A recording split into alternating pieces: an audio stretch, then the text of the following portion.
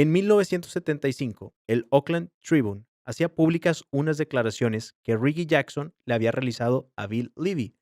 Esto durante el curso de una serie de entrevistas mantenidas entre el jugador y el periodista para elaborar un libro llamado Reggie, A Season with Superstar.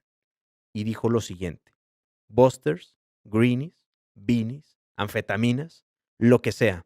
¿Cómo se hizo anfetaminas en inglés? Puedo pensar que, Nada más bueno, le quería decían meterte en problemas. Sí, me estás metiendo en un gran problema, Edu. Me estás metiendo con tus Dijiste preguntas en un gran Busters, problema, por Greenies, favor. a ver si sé cuándo se hizo anfetaminas. Las Es preguntas más, incómodas. yo creo que Reggie Jackson ni siquiera sabía cómo les decían, güey. El Sí, vato claro. nomás los agarraba, güey. Cómo desviar una pregunta de manera Sí, inteligente. claro, Muy bien. Dice, continuaré tomándolos a menos de que empiece a tener mucha mierda encima y me vea obligado a parar. La MLB parecía no importarle este tipo de declaraciones, ni mucho menos hacía ruido a otros compañeros de profesión. En el año de 1980, los Phillies de Filadelfia ganaban su primera serie mundial en la historia al imponerse a los Kansas City Royals, pero fue en ese mismo año donde sale a la luz el que se considera el primer gran escándalo de doping en el béisbol. Se hace público un escándalo y hago una seña paréntesis porque no terminó por serlo. Digamos que hubo un pequeño seguimiento por primera vez a un caso de doping, donde fue detenido Patrick Massa, vinculado con los equipos de las ligas menores de los Phillies. El médico Patrick Massa había sido detenido. ¿Cuál fue la razón de su detención? El doctor Massa fue acusado de haber prescrito de manera ilegal anfetaminas a varios jugadores de la franquicia de los Phillies. Este delito posteriormente fue, o más bien, no sé si hay una investigación en la que dijeron, a ver, en este establecimiento se están pidiendo muchas anfetaminas. ¿Quiénes son las personas que las están pidiendo? Y resultó que eran entre 6 y 8 mujeres. Y tú dices, ¿qué tienen que ver las mujeres con los Phillies de Filadelfia? Eran esposas de los jugadores de los Phillies de Filadelfia. Entonces había mucha coincidencia y por ahí empezó la línea de Sí, investigación. porque se empezó, o sea, cuando empiezan estas situaciones es cuando se detectan que es el mismo doctor, la misma viene de la misma receta y están saliendo del mismo laboratorio. Sí, claro. Entonces ahí es donde se empiezan a dar las Sí, investigaciones. misma receta, mismo laboratorio, anfetaminas, oye, tal, ¿quiénes son estas personas? Oye, resultó que coinciden con que son las esposas de los jugadores de los Phillies. O sea, eran, como decir, unos prestanombres, ¿no? Exactamente, y practican la misma profesión, ¿no? Entonces claro. ya hace demasiado ruido. Y el doctor que detuvieron ha de haber sido de la vieja escuela. Sí. De la escuela que cuando tomaban eso y eran los greenies, ¿cómo se Los llamaba? Que no greenies, pasaba beanies. nada. Claro, de que te pagan con un maletín, así Sí. grandote, ¿verdad? Y de hecho Aquí está tu dinero. él las prescribía y a lo que dicen es que las esposas no iban por la receta, mandaban a alguien o alguien iba con la receta y se las entregaba porque también hubo mucha gente involucrada. Es como si me recetan a mí, yo te pido que tú vayas por la receta y se la entregues a Chitiva, entonces todos salimos culpables, ¿no? La acusación no prosperó porque los peloteros negaron todo.